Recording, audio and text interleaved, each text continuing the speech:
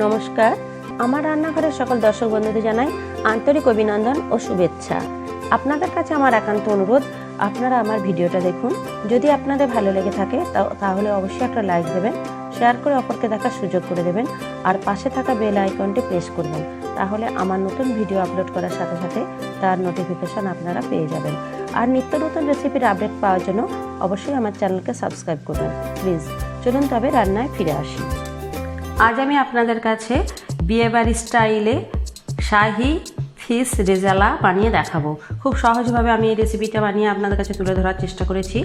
আর এই শাহি ফিশ রেজালা বানানোর জন্য আমি এখানে 7 পিস কাতলা মাছের টুকরো নিয়েছি। এছাড়া নিলাম 2 টেবিল চামচ চারমগজ, 2 টেবিল চামচ পোস্ত, এখানে 10টা কাজু বাদাম নিয়েছি, এখানে 1 টেবিল চামচ আদা, 1 টেবিল চামচ রসুন বাটা, 1 টেবিল চামচ কাঁচা লঙ্কা বাটা, এখানে খুব সামান্য গোলমরিচ গুঁড়ো প্রায় হাফ চা চামচ, এখানে প্রায় হাফ চা চামচ গরম মশলা গুঁড়ো, এখানে 1 টেবিল চামচ গাওয়া ঘি নিয়েছি, আর এখানে খুব সামান্য পরিমাণ হলুদ প্রায় হাফ চা চামচ হলুদ গুঁড়ো নিয়েছি। এছাড়া আমি এখানে 3 টেবিল চামচ টক দই নিয়েছি। এছাড়া আমি 2টো শুকনো লঙ্কা, 4টে এলাচ, 4টে লবঙ্গ, 2টো দারুচিনি, 1টা তেজপাতা, আর এখানে আমি 3টে পেঁয়াজকে 5 মিনিট গরম জলে সিদ্ধ করে নিয়ে তারপর পেস্ট বানিয়ে নিয়েছি। এখানে নিয়েছি কেওড়া ওয়াটার, এখানে রোজ ওয়াটার, এগুলো 1 টেবিল চামচ করে আমি ব্যবহার করব। এছাড়া প্রয়োজন মতো চিনি, নুন আর রিফাইন তেলে রান্নাটা করব। প্রথমে আমি চারমগজ, কাজু আর পোস্তটা একসাথে পেস্ট বানিয়ে নিচ্ছি। পেস্টটা বানানো হয়ে গেছে। এবার আমি মাছের মধ্যে অল্প প্রয়োজন মতো নুন আর হলুদ মাখিয়ে নিচ্ছি।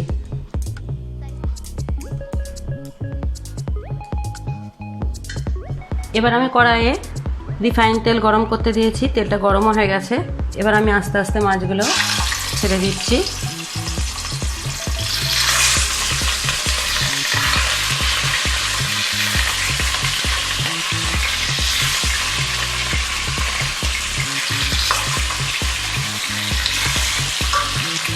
মাছগুলো আমি এপিট ওপিট উল্টে ভেজে নিচ্ছি। মাছটা ভাজা হয়ে গেছে, এবার আমি তুলে নিচ্ছি। যেহেতু রান্নাটা আমি সাদা রাখতে চাই তাই খুব বেশি লাল করে আমি ভাজলাম না। মাছ ভাজা হয়ে গেছে, আমি মাছ তুলে নিয়েছি। এবার আমি দিয়ে দিলাম গোটা গরম মশলা ফোড়ন। ফোড়ন ভাজা হয়ে গেছে, এবার দিয়ে দিলাম পেঁয়াজ বাটা,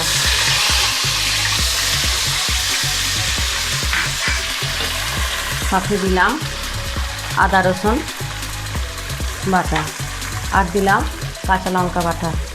এবার আমি 2-4 মিনিট নাড়াচাড়া করছি, তবে খুব বেশি লাল করে কিন্তু আমি ভাজবো না, যেহেতু গ্রেভিটা আমি সাদা রাখতে চাই। প্রায় 2-3 মিনিট নাড়াচাড়া করার পর ফিরে এলাম।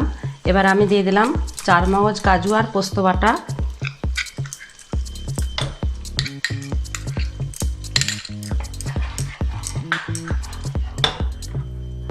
দিলাম গোলমরিচের গুঁড়ো,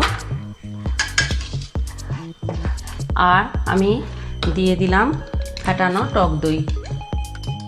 টক দইটা আমি খুব ভালোভাবে ফেটিয়ে নিয়েছি।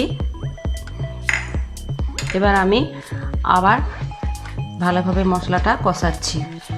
মশলা কিন্তু দেখুন ভালোভাবে কষানো হয়ে গেছে, তেল ছেড়েও বেরিয়ে আসছে।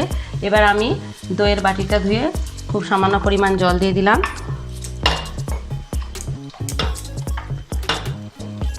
এবার আমি ফ্লেমটা একটু বাড়িয়ে দিলাম, আর দিয়ে দিলাম প্রয়োজন মতো নুন আর সামান্য পরিমাণ চিনি।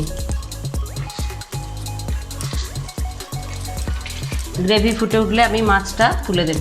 গ্রেভি ফুটে উঠেছে, এবার আমি ভেজে রাখা মাছটা দিয়ে দিলাম। দিয়ে মাছের সাথে আরেকটু ফুটিয়ে নেব আমি।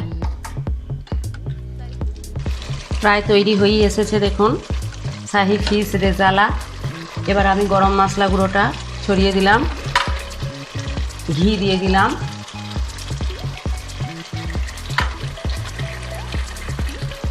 দিলাম 1 টেবিল চামচ কেওড়া ওয়াটার, আর 1 টেবিল চামচ রোজ ওয়াটার।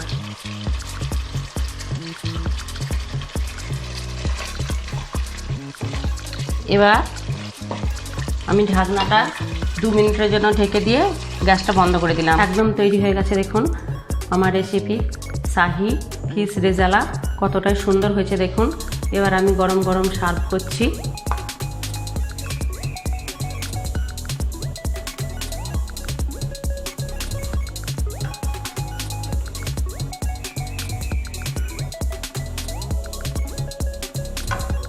আশা করি আপনাদের আমার এই রেসিপি ভালো লেগেছে। অবশ্যই আপনারা কিন্তু বানাবেন। কেমন হলো লাইক বা কমেন্টসের মাধ্যমে জানাবেন, আর শেয়ার করে অপরকে দেখার সুযোগ করে দেবেন। আর এরকম অন্যান্য রেসিপি পাওয়ার জন্য আমার চ্যানেলকে কিন্তু অবশ্যই সাবস্ক্রাইব করবেন। আমার এই রেসিপি যদি আপনাদের ভালো লেগে থাকে তাহলে অবশ্যই আপনারা বাড়িতে বানাবেন। কেমন হলো লাইক বা কমেন্টসের মাধ্যমে আমাকে জানাবেন, শেয়ার করে অপরকে দেখার সুযোগ করে দেবেন।